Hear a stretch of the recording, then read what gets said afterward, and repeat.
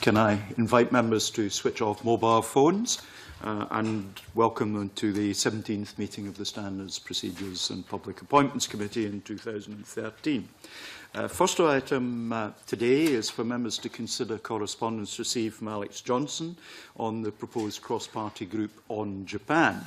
At our meeting of 5th December, the committee considered an application from the proposed CPG in Japan. Members agreed that they wished Alex Johnson to provide more information on the costs of a reception that was mentioned on the registration form. The clerks wrote to Alex Johnson to ask for further information on behalf of the committee, and the response is available at Annex B of paper SPPA-S4/13/17/1. Have members got any comments they wish to make? Fiona. I have to say I'm still not entirely happy with the answer that we got back. Alex Johnson says in his letter to us, he refers to the example of what happened the last time they had a reception, and that sake and sushi were donated by the Consulate General of Japan. But that has a cost attached to it. There is a cost, and he has to specify that. And I just think it's interesting. Today,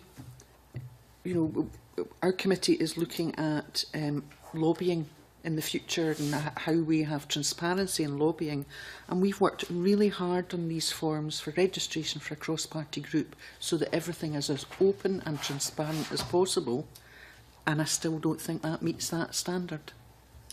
I wonder if one of the tests we ought to consider in this context is whether CPGs are required to advise us before they incur expenditure of what it might be, or whether the standard is met if there is proper reporting after the expenditure is met. Does the member have a view on that? Yeah, yes, sorry, Convener, I do, because Alex Johnson in his letter says, if when we do it, it costs more than £500, you'll capture that when we put in our annual report. But I'm not talking about that. I'm talking about the actual form to be registered as a cross-party group. And it says quite clearly on it, financial benefits or other benefits. And we need people to take that bit seriously and fill it in as part of the registration process, because it's a part of the transparency to show that a cross-party group is, open, accessible, and is not there for one particular individual or organisation's purposes. Does anyone else wish to comment? Cam? Yeah, I was just going to say, I'm not sure that. I think the Japanese are going to provide sake and sushi. I said that last time because that's the way they do things. Having been to Japan a lot, they're very generous. And I don't think expecting. Do we really need to find out exactly the cost for if it's not a cost to the Parliament? The Japanese consulate have these funds that they can spend, and the embassies do as well, on entertaining and that sort of thing. I can't see that it really concerns us that they're spending, their own money on providing a reception for us. I think it's a bit like lobbying, maybe. If I may, I think it is necessary for us to have an estimate of what money others have incurred rather than provided directly to us. But I don't think that need be an issue. It's really up to the committee to make a judgment, to come forward with a figure as to what they believe is being spent. Can I ask, why you think it's necessary? Obviously, I'm merely referring to what the rules of the Parliament are, right? Okay. Rather than expressing a view. Okay. But others may, if they wish, lead me to the conclusion I'm misinterpreting the rules. But I think I'm getting a clear steer that's the case.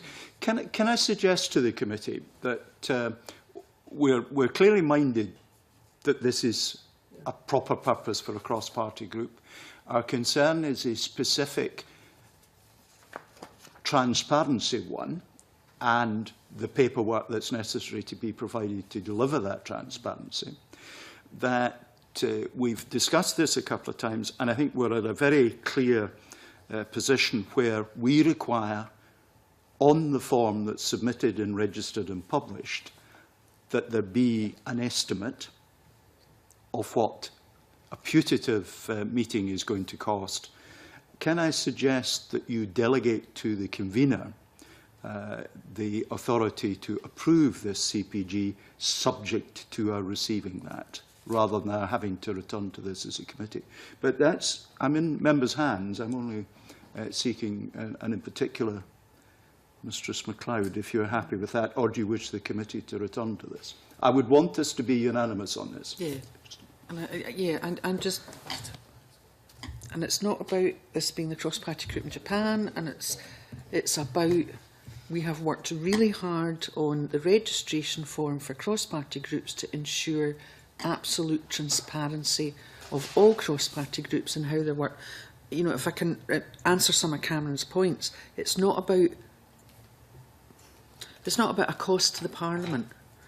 The fact is that it's a cost to another organisation which could be seen to be influencing that cross-party group, and that's about the transparency of it.